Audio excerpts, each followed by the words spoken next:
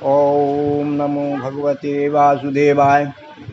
वही अन्तः च भूतानाम् अक्षरं क्षरम् एव च सूक्ष्मत्वात् तव आविज्ञेयं दूरस्थम् अन्तिके च तत्। एतद्ब्रह्मणे नमः सच्चिदानन्दरूपाय विश्वोत्पत्त्यादिहेतवे तापत्रय विनाशाय श्रीकृष्णाय वयं नमः।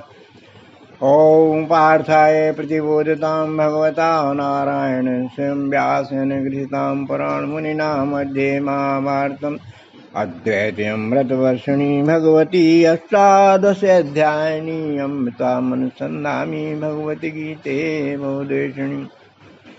सर्वमंगलकारिणी सर्वसंशयनिवारिणी सर्वार्थप्रदायिनी वशो मम हृदय। कितनी अच्छी कामना मांगी गई है।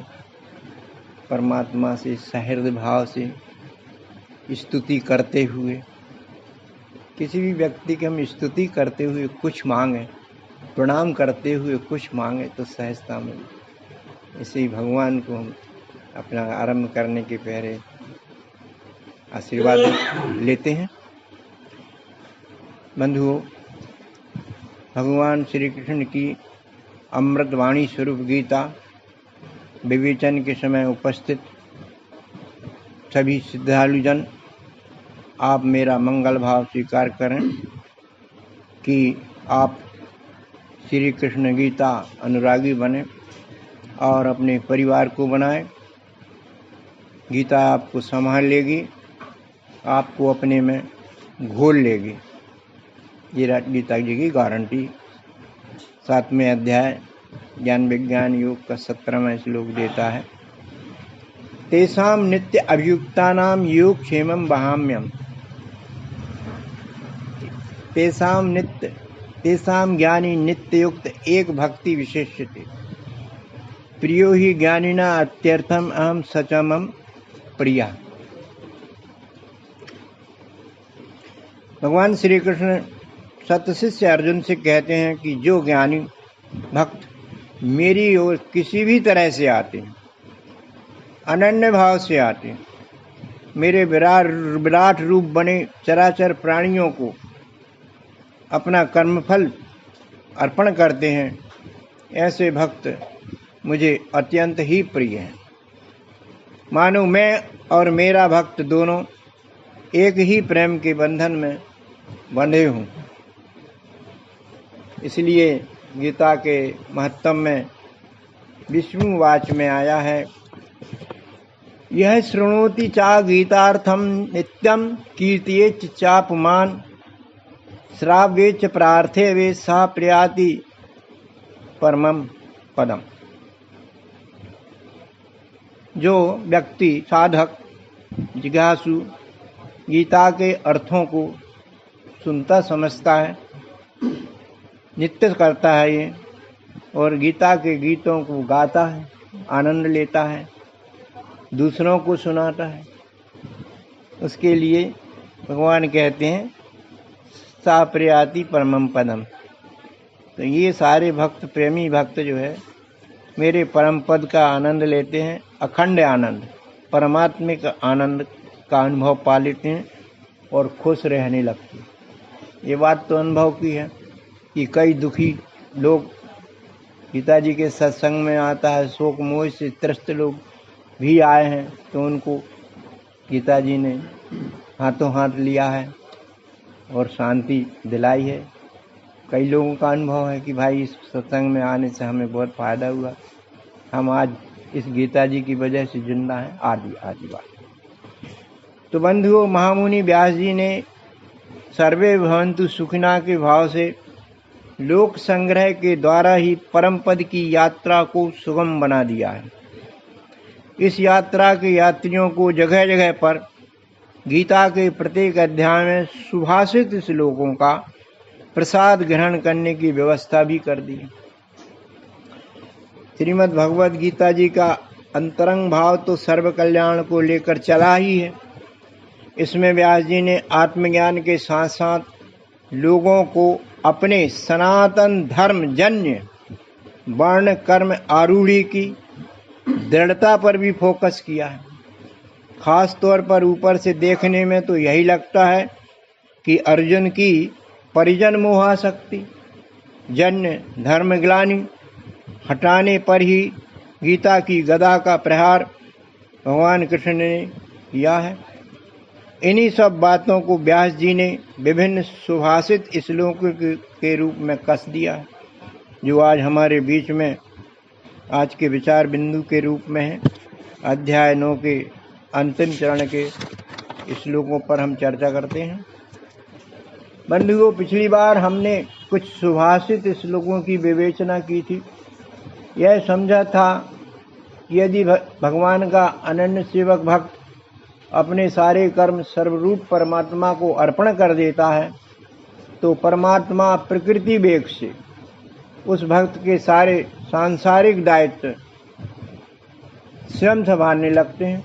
अभी जो श्लोक हुआ था, अनन्याश्चिन्तयन्तो माम जना परोपात तेषां नित्याभियुक्ता नाम योगक्षेम भाव, इसकी जिम्मेदारी भगवान ले लेते हैं। किंतु बंधुओं, भगवान के अनन्य सेवक का दर्जा प्राप्त करना कोई सरल कार्य नहीं। कारण कुछ हमारे बुद्धिमान विद्वानों ने सांसारिक लाभों को पाने के सरल तरीके खोज लिए हैं। हमारे पुराणों ने भी इस कार्य में अनेक कर्मकांड तैयार कर दिए हैं।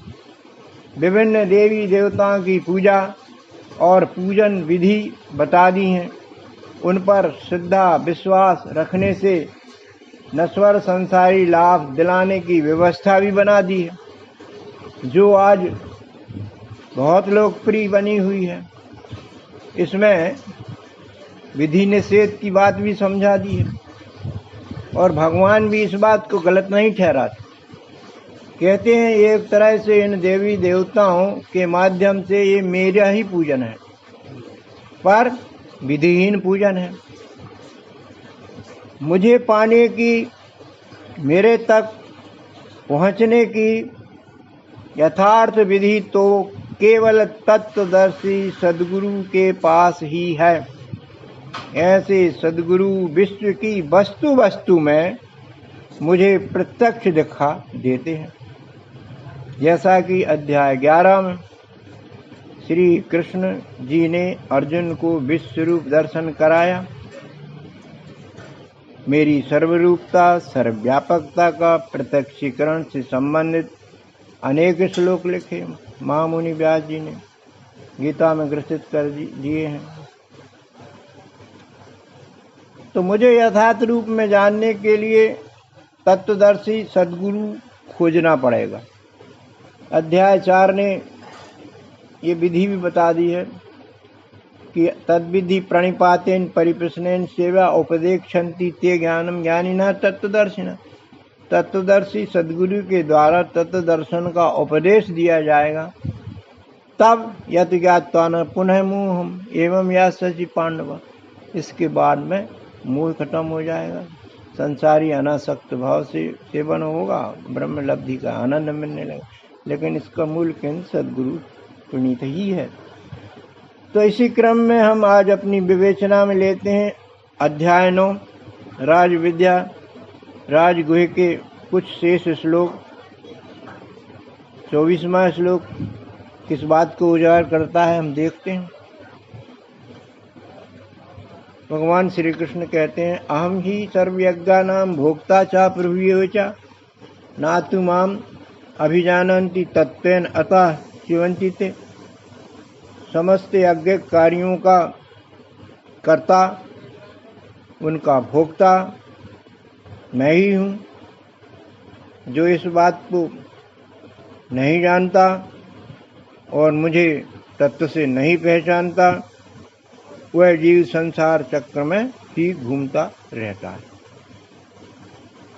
अब यहाँ प्रश्न उठता है कि यज्ञ क्या है। बंधुओं, हमारे संत शास्त्र सभी लोकहितैषी सेवा को यज्ञ की परिभाषा में लेते हैं। किसी कवि हृदय की कल्पना का कवित्व है, वो कहे उनने कि 4 वेद 6 शास्त्र में बात मिली एक काम की, लोक हितैषी क्रिया कोई हो, सेवा होवे राम की। इसलिए इन क्रियाओं को करने का आदेश भगवान कृष्ण ने अध्याय 3 कर्म योग के 9वें श्लोक में दे दिया है। 9वां श्लोक क्या है? यज्ञ अर्थात कर्मणा अन्यत्र लोकोयम कर्म बंधना तदर्थम कर्म कौन्ते मुक्त संग समाचरम। केवल लोक हितैषी सर्वहितैषी कर्म ही करें, इसके अलावा कोई भी कर्म करेंगे तो सारे बंधनों को दे देंगे। लोक हितैषी कर्म बंधन नहीं मारेंगे, परंतु इनके करने की भी एक युक्ति बताई, मुक्त संग समाचरण। इसमें भी अनासक्त भाव से, लोभ लालच छोड़ करके सर्वहितैषी भाव से, कर्तव्य भाव से करेंगे तो निर्बंधन की स्थिति प्राप्त हो जाएगी। तो बंधुओं, प्रकृति की समस्त याज्ञिक क्रियाएं लोक हितार्थी होती हैं। पृथ्वी जल अग्नि वायु आकाश सब अपने अपने यज्ञार्थ कर्म ही कर रहे हैं, कुछ ले नहीं रहे, दे ही दे रहे हैं। कितना बड़ा बढ़िया यज्ञ हो रहा है प्रकृति में। सूर्य चंद्र पृथ्वी जल अग्नि वायु और आकाश आदि इस संसार के अस्तित्व को स्थिर किए हुए हैं। जड़ चेतन सभी की उत्पत्ति, उनका भरण पोषण और लय की सारी नित्य क्रियाएं जो हम घटित होते देख रहे हैं, इनका कर्ता भर्ता भोक्ता हम तो नहीं हैं, तो फिर कौन है? कोई और परम शक्तिशाली ही समझ में आता है। तुलसी ने उसके बारे में कहा है कि वह कैसा है? बिन पग चलहि सुनहि बिन काना, कर बिन कर्म करहि विधि नाया नाना। उसके हाथ पैर हजारों, उसके कान हजारों, हजारों में विभक्त। अपान पादौ जबनो गृहीत्वा, बिना पैरों के चलता है और बिना हाथों के ग्रहण करता है। पश्यतु अचक्षु, बिना नेत्रों के देखता है। शृणोति अकर्णा, और बिना कान के सुनता है। अस सब भांति अलौकिक करनी, महिमा जासु जाय नहीं बरनी। कोई आज तक उसके बारे में अता पता नहीं ले पाए पूर्ण रूप से। उसकी अलौकिक महिमा हमको खुद समझ में आती। जो हम नहीं करते वो उसका हो रहा है, तो उसका करता तो कोई है। इसको समझने में पूरा अध्यात्म लगा है। सारे संत परेशान है उसको जानने में। वेदों के नैतिका से वेदों ने तो कह दिया है, मैं हमने जो बताया वो ही नहीं और है कुछ। तो नवम बुद्ध अवतार ने उसको पूर्ण विराम दे दिया। इसके लिए उनके साहित्य को पढ़ना पड़ेगा। श्री कृष्ण गीता में अष्टम अवतारी श्री कृष्ण परमात्मा भाव से कहते हैं, इन सब क्रियाओं का आदि कारण मैं हूँ और मेरी प्रकृति ही है। अध्याय 10 20वां श्लोक। अहम आत्मा गुणा के सर्वभूता सहिष्ठुता, अहम आदि च मध्यम च भूतानाम अंतेव च। मैं समस्त प्राणियों की आत्मा हूँ, मैं स्थित हूँ अजर अमर रूप से, और समस्त प्राणियों के जो उत्पत्ति स्थिति लय होता है उनके अंदर, वो मेरी प्रकृति करती है। तो दोनों मिलाकर के ही सारे भूतों का अस्तित्व संचालित करते हैं। 7 अध्याय विज्ञान योग में 7वें श्लोक में तो उन्होंने भगवान ने अपने को सर्वरूप ही कह दिया। श्लोक कहता है कि मत्तः परतरम नान्यत् यत्किंचित् अस्ति धनंजय, मयि सर्वम इदं प्रोतम सूत्रे मणि गणाय। भगवान की सर्वरूपता, सर्वव्यापकता, सर्वमयता को एक अच्छे उदाहरण से प्रस्तुत किया है। सूत की माला, गुड़िया भी माला के, धागा भी सूत के, आधार भी सूत, दिखने वाली बदलने वाली चीजें भी सूत, सब कुछ सूत ही सूत है, तो दूसरा कुछ है ही नहीं। इसी प्रकार से इस जगत में मेरे अलावा कुछ है ही नहीं। तो भगवान मायानंदी चैतन्य ने परमात्मा की देह का, क्षर रूप का और उनकी आत्मा अक्षर रूप का प्रतिपादन वस्तु दर्शन में अच्छे से किया है, जिससे पूरा सिद्ध होता है कि कण कण में भगवान दिखते हैं। वृंदावन की एक सखी दूसरी सखी से कहती है, जित देखूं उत और सखीरी, जित देखूं उत और सखीरी, सावर मेरे सावरिया, सावर मेरे सावरिया। और मायानंदी चेतन क्या कहते हैं, मैं ही संपूर्ण विष्णु हूँ की अकंप धारणा बैठा लो तो गया द्वैत हो जाएगा। फिर अनन्य सेवा इस विश्वरूप की ऑटोमेटिक हो जाएगी। भगवान ही भगवान नहीं, मैं, मेरा रूप ही सब में है और सब मैं हूँ, अकाट्य संबंध है। तो बंधुओं, श्री कृष्ण परमात्मा भाव से कहते हैं कि मैं ही यज्ञ करता, मैं ही यज्ञ करता, मैं ही भोक्ता। यज्ञार्थ दी गई प्रेरणा, यज्ञ के लिए प्रायोजित साधना और यज्ञ फल के भोक्ता के रूप में मैं ही हूँ। इन चतुर्विध उद्भिज स्वेदज अंडज जारज खानियों के रूप में। इस बात को तत्वज्ञान के प्रसाद पान से ही जाना जा सकता है, और कोई बुद्धि नहीं। आज लोग पौराणिक यज्ञ आदि करते हैं, सर्वरूप भगवान की वस्तुएं, उन्हीं की वस्तुएं उन्हीं को अर्पित करते। संसारी लाभ पाने के लिए अन्य अन्य पौराणिक देवी देवताओं को द्रव्यार्पण करते हैं और मनोकामनाएं पूरी करने की अर्जी भी लगाते हैं, और पूर्ण होने पर उन्हें और भी द्रव्य दे देते हैं। यथार्थ में वे ऐसे विधि विधानों के द्वारा परमेश्वरी आनंद तो नहीं पा सकते और ना ही भवबंधन से मुक्त होने के अधिकारी हो सकते हैं। तात्विक ज्ञान यज्ञ किए बिना जीव की संसारी भटकन कभी दूर होने वाली नहीं है। हाँ, पुण्य अर्जन के लिए, चित्त शुद्धि के लिए कुछ पौराणिक यज्ञों का विधान प्रतिबंधित नहीं है, उनको करना ठीक है। वो कैसे? जैसे अध्यापनम ब्रह्मयज्ञ, पितृयज्ञस्तर्पणम, होमो देवो बलिर्भूतो, निर्यज्ञ अतिथि पूजनम। अध्यापन करना, ब्रह्म को जानना, ये ब्रह्मयज्ञ। दूसरा पितृयज्ञस्तर्पणम, हमारे बुजुर्गों को तर्पित करना, पितृयज्ञ, उनको तृप्त करना, उनकी सेवा करना। होमो देवो बलिर्भूतो, होम आदि से देवताओं को प्रसन्न करना त्याग करके, और बलिर्भूतो, चारों ओर फैले हुए प्राणियों को भोजन देना यथाशक्ति, और निर्यज्ञ अतिथि पूजनम, मनुष्य यज्ञ है अपने आए अतिथियों का सम्मान करना, उपेक्षित ना करना। ये तो अच्छी बात है, करना चाहिए। बंधुओं, आत्मिक शांति हेतु, बुद्धि के विकास हेतु सद्ग्रंथों का पठन तो करना चाहिए।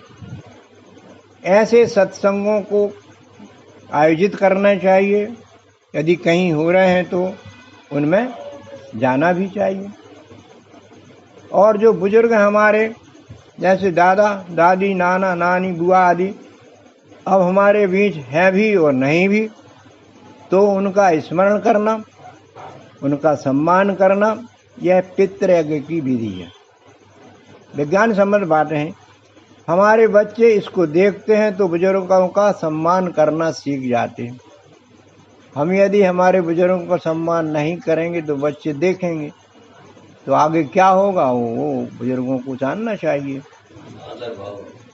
होम हवन से, देवों को भोग अर्पण करने से वायुमंडल शुद्ध होता है, ये विज्ञान सम्मत बात है।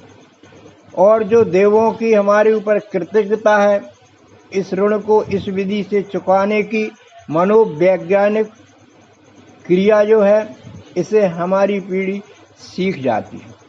माध्यम है ये।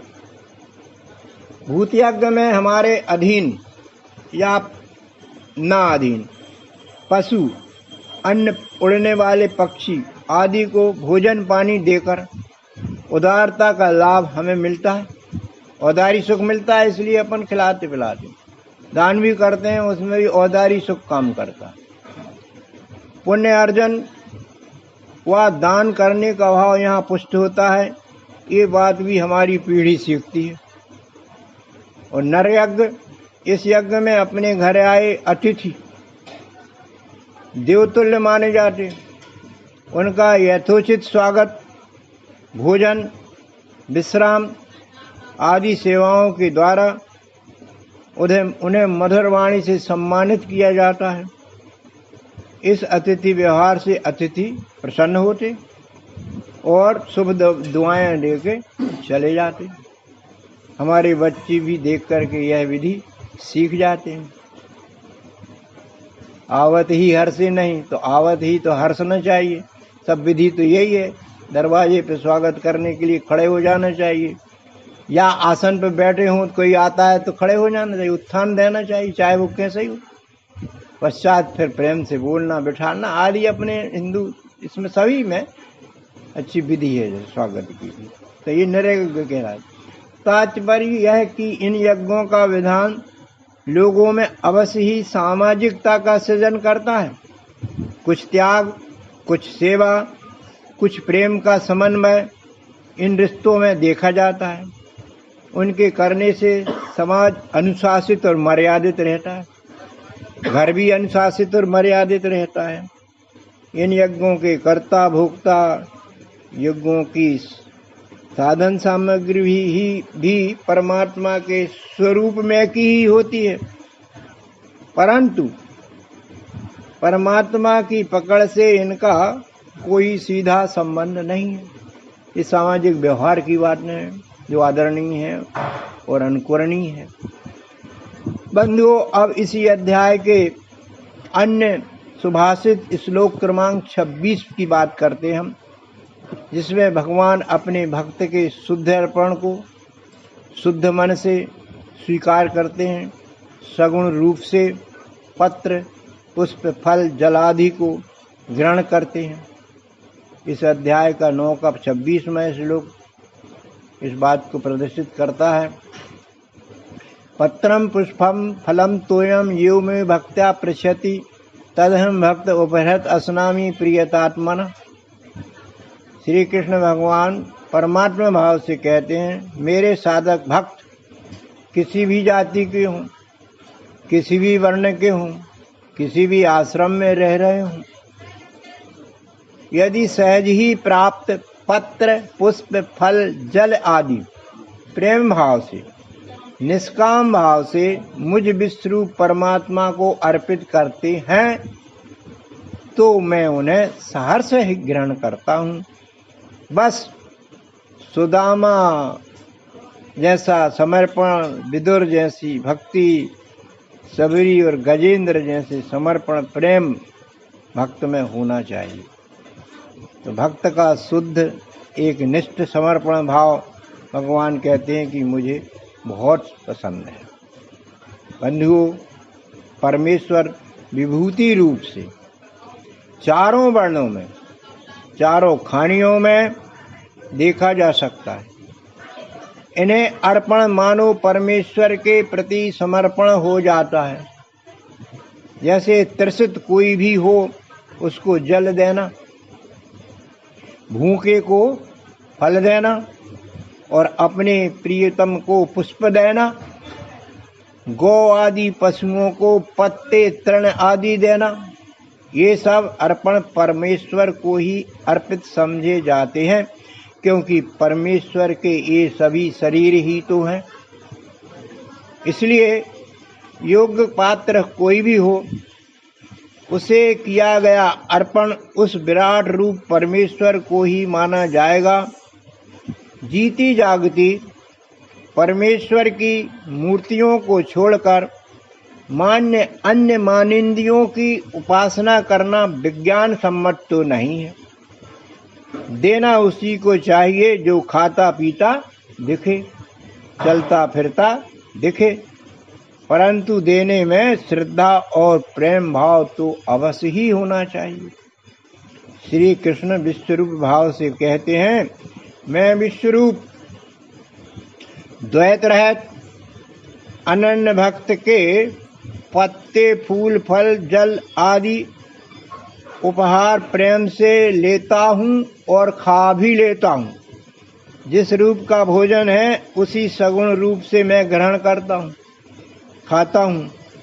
उपहार कैसा भी हो, उपहार दाता का भाव प्रेम मिश्रित भर होना चाहिए, ये शर्त है परमात्मा की। निरंकारी भाव से होना चाहिए।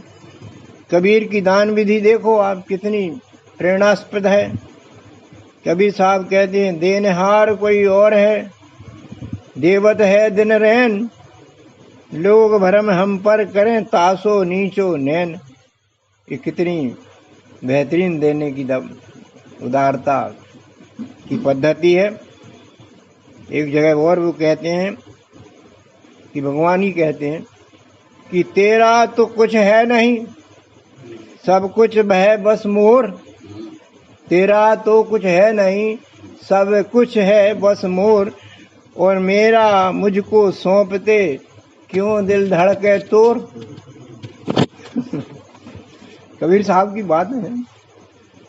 भगवान कहते हैं, चलो भाई मेरा मुझे अर्पण मत करो, मत दो, परंतु जो तुम्हारा बना बनाया है वह तो दे दो। क्या है तुम्हारा बना बनाया? स्वदेशी माल, निर्मित माल, वह है अभिमान, रावणी वृत्ति। ये हमारा बना बनाया है, अपन बनाते हैं, झूठ कपट जंजाल बेईमानी सोच सोच के बनाते हैं। ये हमारी स्वनिर्मित वस्तु में है, ये दे दो मुझे, भगवान कहते हैं। और देखिए हनुमान जी रावण को समझाते यही बात कहते हैं कि मोह मूल बहु सूल प्रद, त्यागहूं तम अभिमान, भजहूं राम रघुनायक, कृपा सिंधु भगवान। मोह से अभिमान, अभिमान से मोह, एक दूसरे के पूरक है। मेरा है, ये मेरा है, मैं इसका मालिक हूँ, अभिमान आ गया है। जितना मेरा उतना अभिमान। तो मोह के पर कुठाराघात की गई है, मेरापन को गीता में भी की गई है। तो बंधुओं, पौराणिक पूजन में तो कर्मकांडी विधियां हैं। अच्छा, उनमें कुछ निश्चित वस्तुओं का ही अर्पण करना बताया गया है, और फलों की इन्हीं वस्तुओं के अनुसार प्राप्ति की व्यवस्था भी बताई गई है। जैसा अर्पण वैसा फल। परंतु गीता का कर्मयोग तो केवल सब कर्म फलों का अर्पण विश्वरूप परमात्मा को ही अर्पित कर देता है, और परम पद का परम फल सहज ही दिला देता है। 1856 इसका गवाह है। 18वां अध्याय का 56वां श्लोक, जिसमें श्री कृष्ण विश्वरूप भाव से कहते हैं, हे अर्जुन, जो सर्व कर्माणि अपि सदा कुर्वाणा मद व्यापाश्रया मत प्रसादात अवाप्नोति शाश्वतम पदम अव्यम। सारे कर्म घर के, बाहर के, समाज के, जहाँ भी किए जाएं, अपनी इंद्रियों से, ज्ञान इंद्रियों से, कर्मेंद्रियों से, सब मुझे ही, मेरे प्रति ही किया समझा जाए। सब में मुझे ही देख करके जो एक काम करेगा उस पर मेरी कृपा, मेरा प्रसादी बरस जाएगी, और निश्चित रूप से उसे अविनाशी परम पद की अनुभूति जीते जी हो जाएगी, खुश हो जाएंगे, दुख को भासने नहीं देंगे। ये गीता जी में क्षमता तो है। बंधुओं, कैसा भी व्यक्ति क्यों ना हो, परम पद पाने का हकदार होता ही है। क्यों? क्योंकि मैं तो सर्वरूप हूँ, तो सर्व का प्रिय भी हूँ और मुझे सभी प्रिय भी हैं। ये ईश्वर का स्वभाव ही है।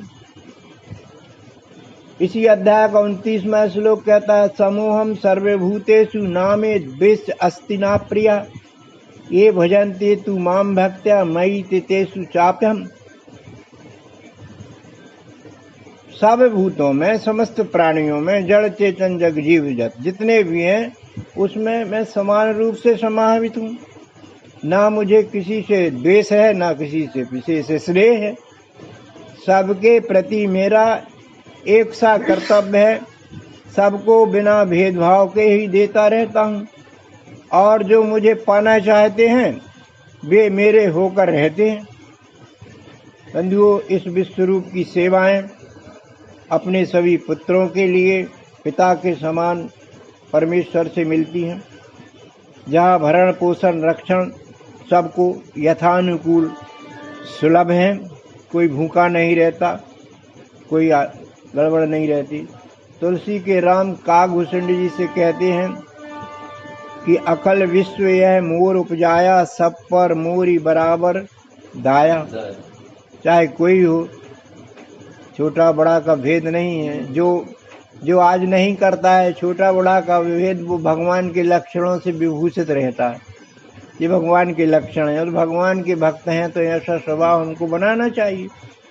तुलसीदास जी ने फिर कह दिया कि पुरुष नपुंसक नारी व जीव चराचर कोय, सर्वभाव भज कपट तजी, मोह परम प्रीत सोय। कोई हो, चराचर का कोई हो, सर्वभाव भज, सर्वभाव माने एक भाव, अनन्य भाव, आत्मभाव। आत्मभाव से जो सेवा करेगा, या आत्मभावी सेवा जो है बहुत इफेक्टिव रहती है। अपने जैसी बात कहना, अपने जैसी सेवाएं देना, अपने जैसा समझ करके व्यवहार करना, ये कहलाता है सर्वभाव भज। और कपट तज, कपट होता है काय में? दो में। द्वैताचरणी बहुत खराब चीज। ये मेरा तो वो तेरा, विभेद शुरू। चाहे पति पत्नी हो, कोई हो, यदि ये भाव है, भेदभाव है, तो वहाँ गड़बड़ होगी। भगवान का तो नाम ही नहीं आएगा उस परिवार में। सर्वभाव भज कपट तजी, मोह परम प्रिय सोय। वो परम प्रिय हो जाता है तो फिर कुछ करना ही नहीं पड़ता, योगक्षेम भाम्यम होता ही रहता है। तो परमात्म लब्धि में भक्त का प्रेम भाव खास बात है। यहाँ वस्तु या उपहार अर्पण का कोई महत्व भी नहीं है। एक फूल ले आए हमको गुरु पूर्णिमा के दिन, एक भैया फूल ले आए, हम उतने ही प्रसन्न हैं। भैया नारियल ले आए, साल ले आए, प्रसन्नता हमारी वही है ही नहीं। भाव, यहाँ भाव की कीमत। तो यही बात यहाँ कह रहे हैं कि उपहार अर्पण का कोई महत्व ही नहीं है। प्रेम भाव से दुराचारी भी सदाचारी हो सकता है। कितनी ऊंची बात है। 9 का 30वां श्लोक इसी अध्याय का। अपि चेत सुदुराचारो भजन्ते माम अनन्य भाग, साधुरेव सा मंतव्या सम्यक व्यवस्थितो ही सा। सुदुराचारी, दुराचारी से दुराचारी, पापी से पापी भी यदि मेरी सत्संग में आ जाता है, बैठ जाता है, टिक जाता है, तो उसको साधु ही मानो। सध रहा है, सध रहा है, साधु आगे बढ़ जाएगा। साधक होकर के आया, साधु होकर जाएगा। अर्थात जो अनन्य भाव से मेरी उपासना करता है, सेवा करता है, वह साधु मानने योग्य हो जाता है। अन्य तरह से एक श्लोक यह भी बात कहता है कि अपि चेतसी सर्वेभ्यो पापेभ्यो पाप कृतम, सर्व ज्ञान प्लवनेव ही वृजनम संतरिष्यति। इसमें भी वही बात कही गई है। सब पापियों में पापी महापापी शूद्राचारी भी यदि मेरी तत्व ज्ञान रूपी नौका में बैठ जाए तो ये संसार सागर जो है सरलता से पार हो जाता है, हो सकता भी है। श्रेष्ठ पापी कौन है आज के? श्रेष्ठ पापी है मर्डरर, देशद्रोही, आत्मघाती, ये सब श्रेष्ठ ही पापी हैं आज के आधुनिक युग में। ये भी ब्रह्म ज्ञान की क्लास में आ जाएं और टिक जाएं तो निश्चित रूप से भला ही भला है। उनका प्रायश्चित सबसे बड़ा यही है। निष्कर्षतः हम ये बात कह सकते हैं कि राज विद्या, राजयोग, गुह योग प्राप्त करने के सभी मनुष्य अधिकारी हैं। ऐसी विद्या जो समस्त विद्याओं की राजा है। अध्यात्म विद्या विद्या नाम, ये अध्यात्म विद्या समस्त विद्याओं के गुरु है, समस्त विद्याओं की राजा है। तत्वज्ञान रूपी रहस्य, तत्वज्ञान एक रहस्य है, उसको जानने के लिए मन इंद्रियां काम नहीं करती हैं, तो रहस्य को जानने के लिए बुद्धि काम करती है। बुद्धि से पता लगता है कि इस पेटी में क्या हो सकता है। इंद्रियां उसको नहीं पहचान पा रही, चाहे ज्ञान इंद्रिय हो चाहे कर्म इंद्रिय, लेकिन बुद्धि जरूर अटकल लगा लेगी कि इसमें ये हो सकता है 3-4 चीजें, और फिर देखेंगे तो इसमें से एक बात निकल सकती है, सत्य है। तो ये जो है बुद्धि का विषय है। ये राज विद्या, राजगुह योग सब पढ़ सकते हैं, सब मनन चिंतन कर सकते हैं। दूसरी बात, व्यास जी ने तो हमें अपने आत्मकल्याण के लिए अर्जुन जैसी परेड नहीं होने दी, सहज में ही सुनने को दिया। अर्जुन को कितनी परेड करनी पड़ी थी, आत्मज्ञान प्राप्त करने में उसको मोह ने व्यथित कर दिया था, वर्ण कर्म आरूढ़ च्युत हो गया था, ऐसी परेशानी आई थी, तब जा करके आत्मज्ञान की क्लास ज्वाइन की उन्होंने, सद्गुरु बनाया, सत्शिष्य बना, आत्मज्ञान प्राप्त करके अपनी वर्ण कर्म पर आडूरी दे दी थी, और आज सुयश के रूप में अर्जुन को जाना जाता है।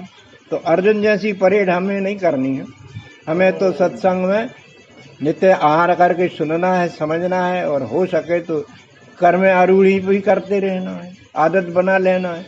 कुछ आदतों का जरूर ध्यान रखना चाहिए, गंदी हैं कि अच्छी हैं, अच्छा गंदी हैं तो आप फिर ना आ पावे, और अच्छी हैं तो बार बार आवे, ऐसा। तो बंधुओं, हम कलयुग के जीव धन्यभागी इस मामले में हैं कि जिन्हें भवसागर की तरनी रूप, भवसागर की तरनी रूप श्रीमद् भगवद गीता मिली है। जीवन रहते इस पवित्र ग्रंथ को आत्मसात कर लें और स्वयं पहले पवित्र हो जाएं, फिर क्या करेंगे, फिर परम पवित्र को पा ही लेंगे। तो इन्हीं मंगल भाव के साथ यहीं पर विश्राम लेते हैं। बोलो सद्गुरु भगवान की जय, विश्व परमात्मा की, सनातन धर्म की। ओम शांति शांति।